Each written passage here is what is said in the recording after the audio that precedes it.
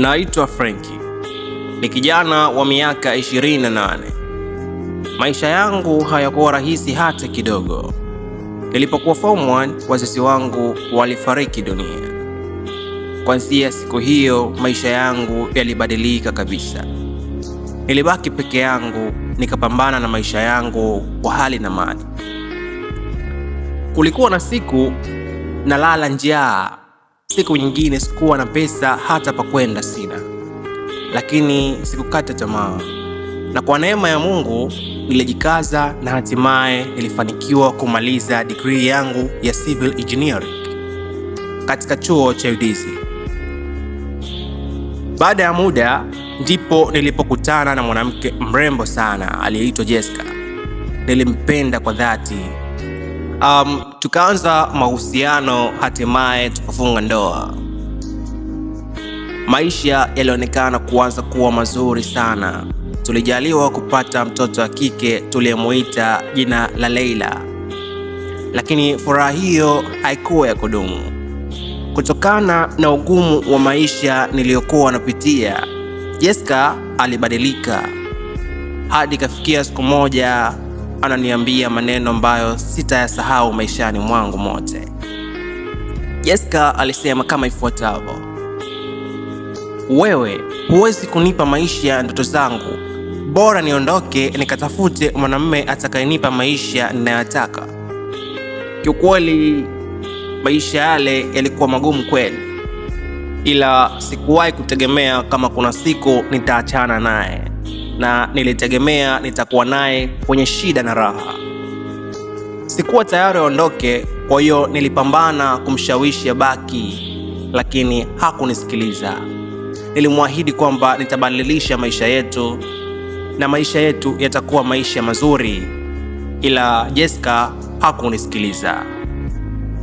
Maisha yangu yakazidi kuwa magumu kwa sababu nililazimika kumlea Leila nikiwa peke yangu. Usiku na kesha naye, asubuhi naamka mapema kwenda kibarua. Mara nyingi nilichelewa kazini kwa sababu ya kumwandaa mtoto, kumwogesha, kumpikia uji na mambo kadha wa kadha. Bosi wangu alinichukia sana kwa sababu nilikuwa nikichelewa kazini. Alinidharau, alinifokea, aliniona mzembe, lakini sikuwa na namna. Baada ya kumwandaa mwanangu kila asubuhi, nilimpeleka kwa jirani yangu, mwanamke mmoja aliyeitwa Bisaumu. Kwa kweli nilimshukuru sana kwa sababu alionekana kuwa mtu mwema. Alikuwa akimlea mwanangu hadi jioni niliporudi kazini. Ingawa alinitoza shilingi 5,000 kila siku, ila nilikubali kwa sababu sikuwa na chaguo jingine.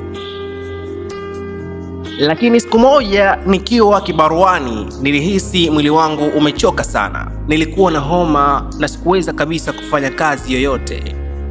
Nikamuomba bosi wangu aniruhusu nirudi nyumbani mapema. Kwa bahati nzuri alikubali. Nilipofika karibu na nyumba ya Bisaumu, kitu nilichokiona kilinishtua sana. Moyo wangu ulianza kudunda kwa nguvu. Nilishindwa hata kuamini macho yangu.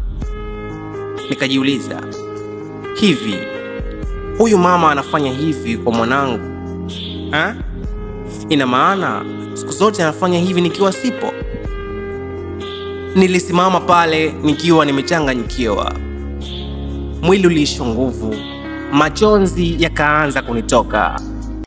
Hata mzigo nilikuwa nimebeba mkononi, ikiwa kama zawadi ya kumpelekea Bisaumu, ilikuwa ni koroba cha mchele pamoja na maharage. Yote yalinidondoka mkononi. Iliniuma sana. Sikutegemea kitu kama kile anaweza kufanya mtu ambaye nilimwamini sana.